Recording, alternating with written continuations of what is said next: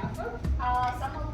Some of you might already know me because one of you, well, this guy was my seller, my buyer, the 2 times buyer and 1 time seller. So now he's studying for real estate too. I started my career 10 years ago with a small boutique company, and during that time it was the hardest time of my life because I didn't know what to do, how to start. Like, I came to my friend's company who were doing loans, and I was thinking, okay, they're friends, they will help me, they will teach me, etc., etc. At the end, they were only doing loans, so yes, I can. Now I know how to do loans, but I don't know how to sell real estate, so it doesn't help me. 4 years later, I was almost putting my head in the wall and like doing like this, like what's going on? Why I can't sell anything? Because like no one believed me, and they were like, who are you? Like, I'm calling from this and this company. What? Like, I'm calling from this, this, and this, and I didn't even know what to say. So whenever I called to someone to make an appointment, they were like, who are you, bro? Like, what are you saying? They didn't understand that I was a realtor. I didn't say that, hi, it's a realtor, I'm a realtor, I'm doing this and this. So I was just trying to say something, and I didn't even know what to say. So with big companies like Coldwell or any other big companies, it's good because they train you what to say, what to do, how to come to the client, how to represent yourself, how to say something to the client. And for me, English is not the first language for me. It's like 1, 2, 3, 4, 5 languages in my life. So I have to translate everything in my head from Russian to English. So believe me, it's hard. And it's hard to say something that you are afraid to say even in your native language, not even on your fixed language. And 4 years during that time, like, I was thinking, okay, that's it, I'm living real estate, there is nothing to do here. I was just doing rents and leases, and nothing else. And thanks God I had a baby and then another baby, and at least I was a good mother at that time, but not a realtor.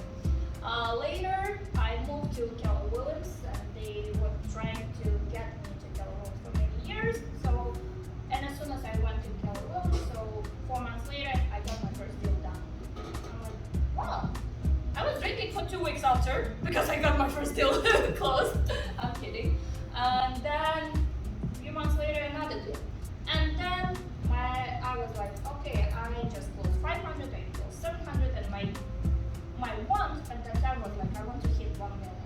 I was so like literally wanted to go because, and for that I went to Tony Robbins' event.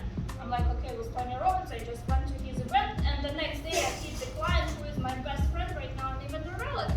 And this client, and Art knows him, he's a boxer, he's a champion, he's the world champion, and he came to me like with the regular paperwork, and after that, I'm like, okay, you like my house, he liked my house, but he came to my house. I'm like, yeah, what about your house? He's like, my house is in Sherman Oaks, south of Ventura. I'm like, okay.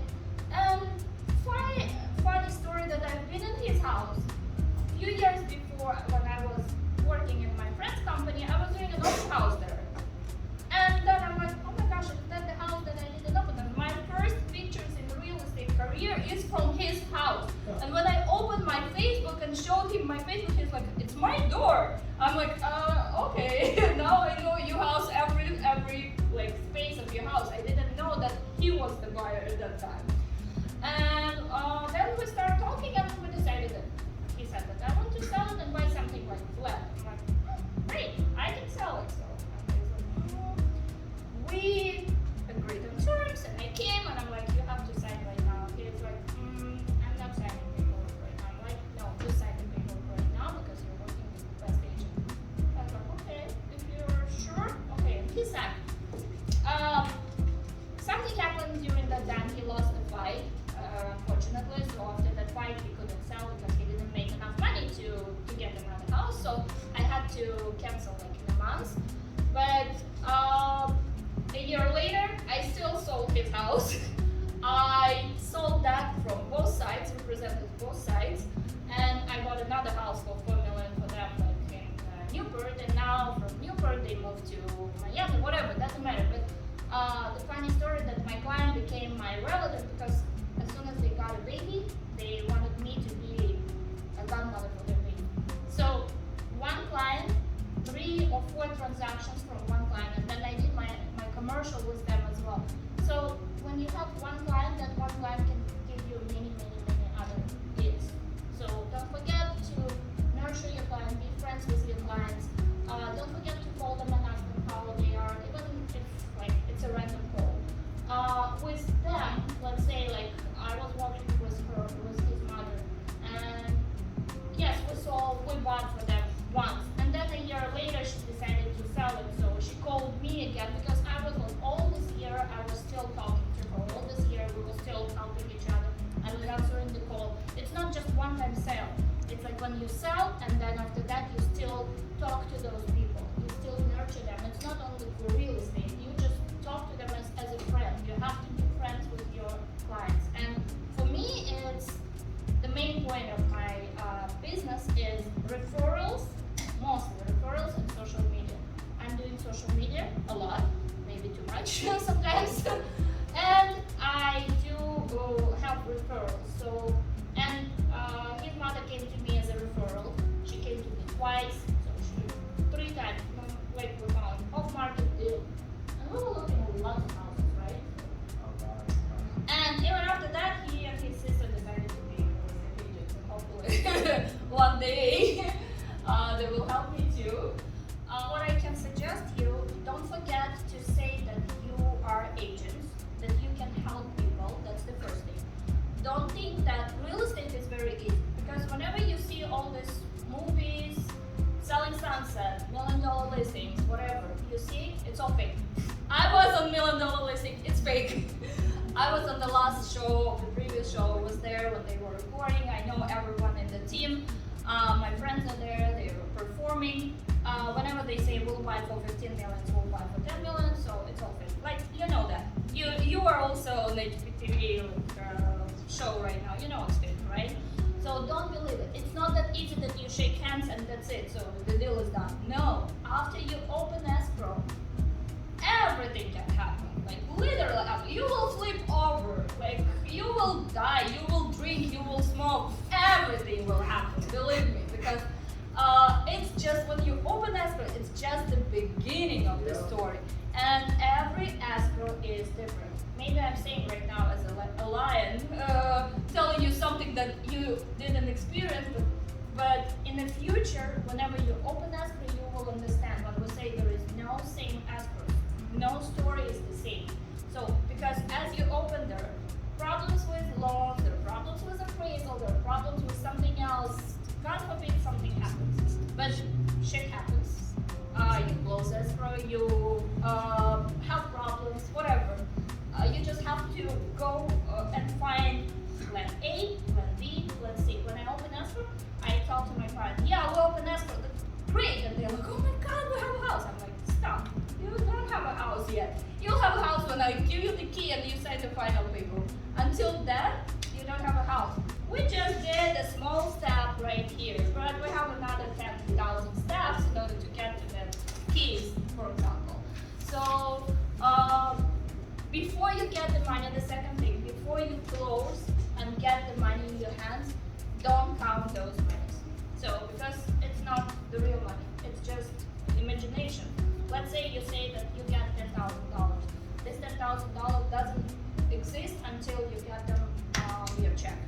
Because you may already think, oh, I'll go and buy this purse from my first deal. Oh, I'll go and buy this and that. No, you will not until you close the deal. Because again, I say, maybe bad things, shit happens. One more thing, when I was driving here and I called my husband, Art, and I was like, I want to tell the truth, honestly. Like, and I asked, like, what do we say? And he's like, just tell them the truth. I'm like, what exactly? He's like, if you want a family, like happy family, don't go to real estate. I'm kidding. Of course, it's a job, but honestly, it's not a work from 9 to 6. Like right now, it's 7 p.m. I'm still not home. My kids haven't seen me since the morning. I've been here. I've been in LA. I've been in Beverly Hills. I've been all over, but I haven't been here. And even at 8 o'clock, I was literally running to get my gas to my car because my car didn't have gas. And that girl, she was looking at my stories and she saw it. So I am telling you, like, it's a work 24/7, because usually when Your clients come home after 6 o'clock when they spend the whole day at work. They come home and they start to, oh, I need to talk to my agent. So they start calling you at 7, at 8, at 9. I'm an international agent. I speak 5 languages and my clients are like in Russia, Ukraine, Armenia, all over, and they call me at night, like 2 o'clock, 3 o'clock, and I'm picking up my phone. My phone is never silent, never. So I will pick up my phone and I'll say, oh yes, unless I'm drunk. but yes, I'll answer and I will tell them, yeah, I'll do, and then my husband, I hate you. I'm like, sorry, I bring money. So, which is true, even though that he's making more than I do, but it doesn't matter, so I still bring money. So, don't believe that it's 9 to 6, so it is not. And you have to be transparent with your client. Sometimes when you are in the field, like you know that you can say to your client, I'm not answering the phone after 7. If you feel that the client is okay with that, just tell them. Maybe some clients will understand that. In my life, honestly, I have never had that. Maybe I'm different, but I always answer when it goes. If I don't answer, and I know there are like 1,000 agents like me speaking Russian, Ukrainian, or Armenian, they will call me another one who will answer and say, yes, I'll help you.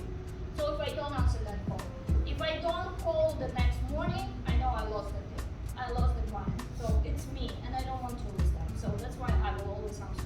Maybe it's not good for my family, and maybe they want to kill me or divorce with me or do something else, but this is my priority for now. I love real estate. I live with real estate. Art knows me, so he knows me from Keller Williams. He knows me here now, and that's my passion. That's everything for me. So literally, I came home today at 1 o'clock at night.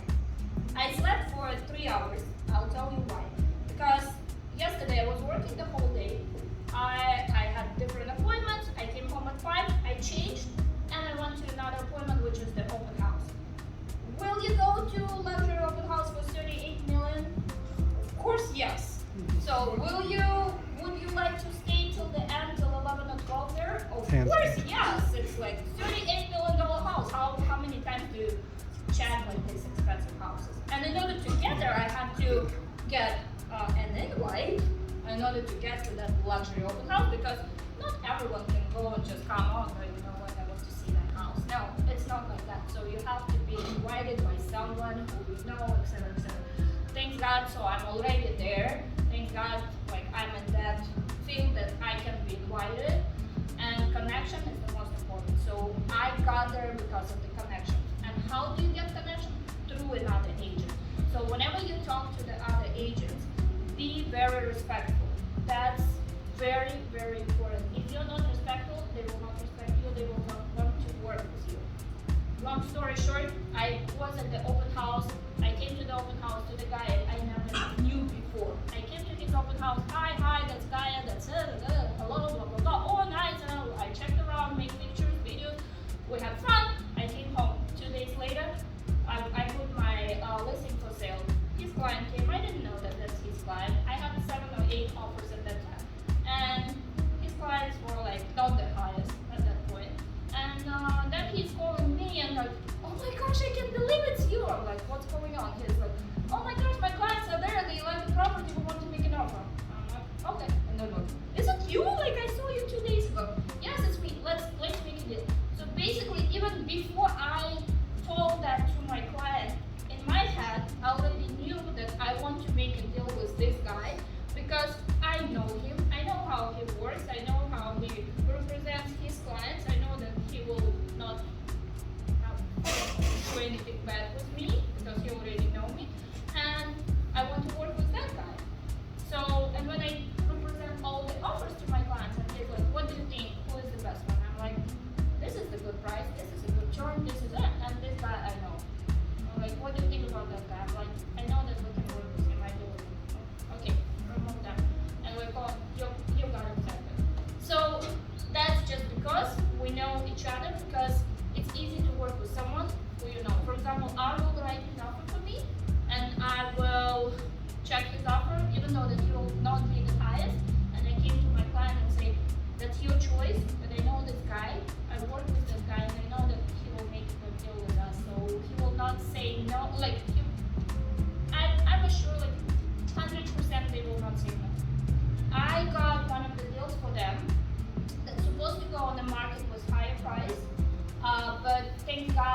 the builder, the contractor, and the investor who put the money, they were my friends. And they said, while I was sitting in my house doing some stuff, I'm like, I'm looking for a house for my client, I cannot find anything. And they said, what price range? I'm like, around this and this. And they're like, well, we might have something like in a month. I'm like, what exactly? And they're telling me that they're building something. I'm like, okay, I'm coming over. He's like, it's not ready. I'm like, we are coming over. The next day, we were there with the whole family. We checked the house, so like, we're writing an offer. Like, it's not ready. We're writing an offer. We don't want to show it to anyone because this is the house that we want. And we got it. And even after it's been built or whatever, we closed the deal and something happens in the house, like some plumbing problems, let's say, right? So, and I called to my friends. Usually the seller will say, no, I sold it, it's your responsibility, do whatever you want. We called to the contractor, I'm like, you're my friend, you have to fix it. So he sent the plumber, he fixed it, and he did the church, right? Twice. So that's why connection is the most important. When you do a deal with one, don't forget that deal, so you can get another deal with that person, you can get one more deal, you can get one more deal, and the same with clients. So when you do one deal, don't forget to involve your clients because they are your referrals. And every time when I sell something, I want to make sure that I'm in a good relationship, and those people are my best friends. So I can say that I have lots of friends right now because most of my clients are my friends. I just have only one deal where I cannot say that my deal because that client got stolen from me, which happens as well. And many times I suggest you to sign the paperwork that you represent the client. That's very, very important because if you work with the buyer, that buyer can work with you, and with you. And you don't know that he's working with someone else. And you can show a house and that guy will write it off. He will make money, but you were driving 2 years with that guy showing him house.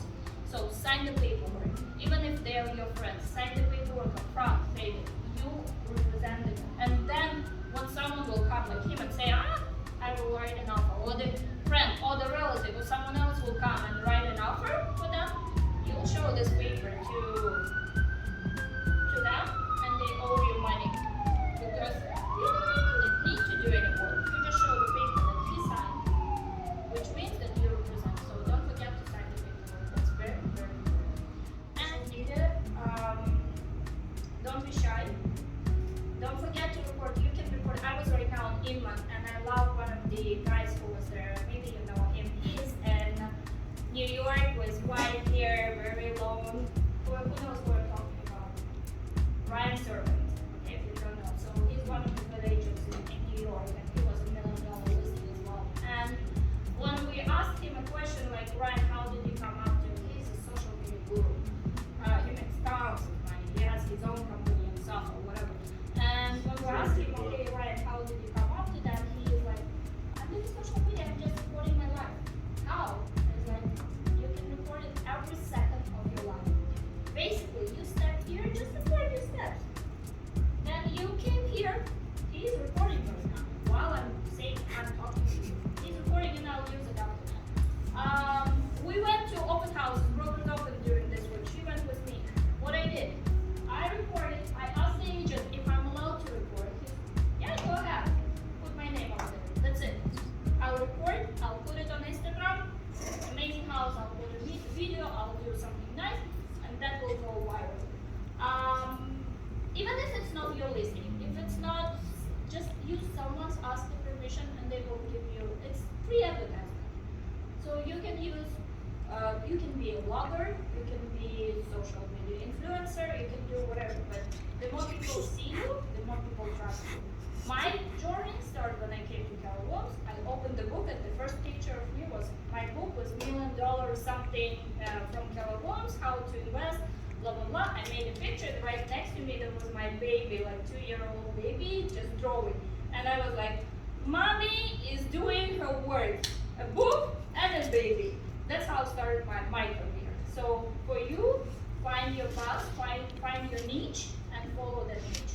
Sometimes people do door knocking, sometimes people do cold calling, sometimes people do social media, sometimes people do referrals. For me, referrals and social media, that's the most important.